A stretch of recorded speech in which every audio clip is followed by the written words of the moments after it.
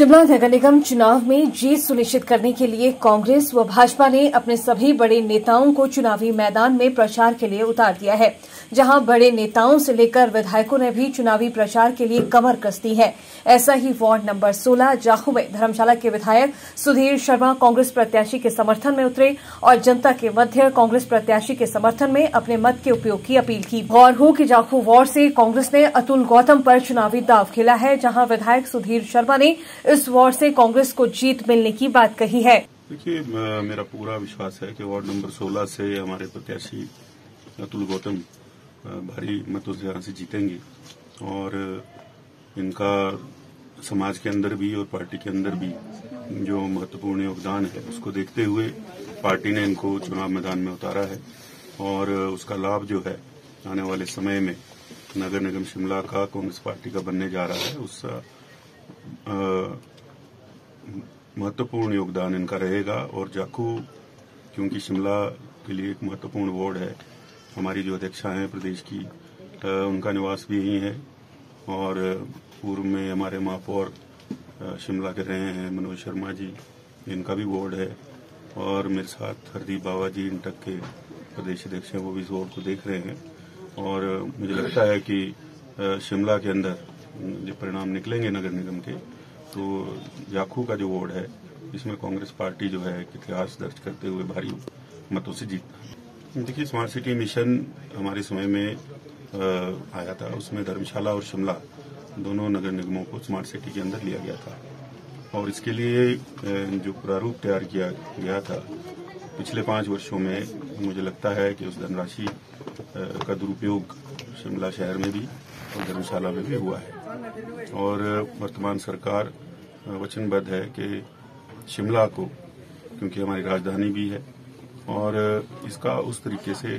जो है वो विकास होना चाहिए। मूलभूत सुविधाएं जो वर्षों से, कई दशकों से लोगों को नहीं मिल पाई,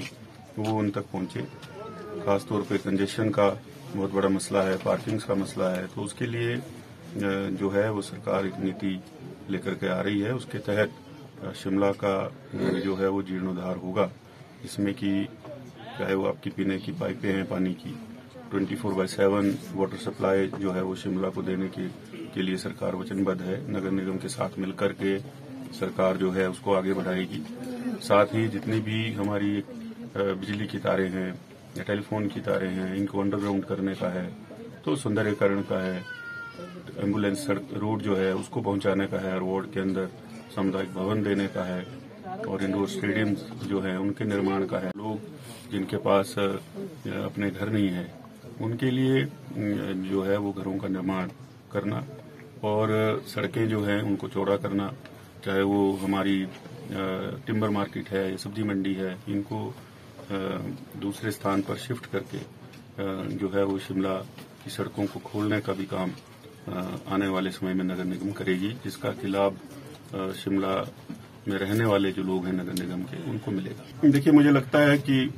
हम जो पैसा छोड़ करके गए थे, अब वो पैसा जब इनको मिल गया तो आनंद फानन में इनको समझ नहीं आया कहाँ खर्च करें। आपने इतने ऊंचे ऊंचे पुल बना दिए हैं जिसके ऊपर लोग चढ़ते ही नहीं हैं, उसका उपयोग ही नहीं है। उस पैसे को कहीं और आप इस्तेमाल कर सकते थे। जो डंगे भी लगा दिए गए हैं उसको जल्दबाजी में लगा दिया गया, जबकि सड़कों को चौड़ा करना जो है वो प्लान का हिस्सा था। तो सड़कें तो उतनी ही रही, बल्कि उससे भी उनकी चौड़ाई कम हो गई। डंगा लगा करके उसके साथ जो है एक और फुटपाथ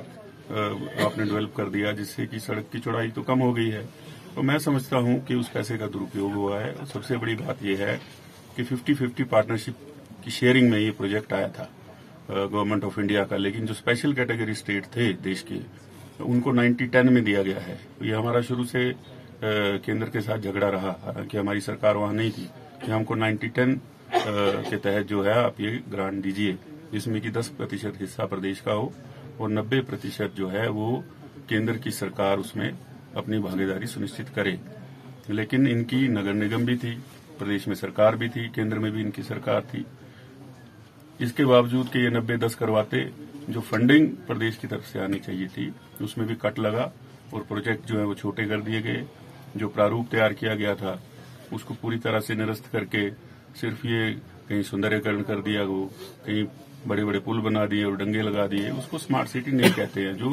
लोगों को सुविधा मिले, उनको जो आम दिनचर्या है उसमें आसानी हो, ऐसे काम जो है वो नगर निगम को करने चाहिए थे, जिनको करने में वो पूरी तरह से विफल रहे।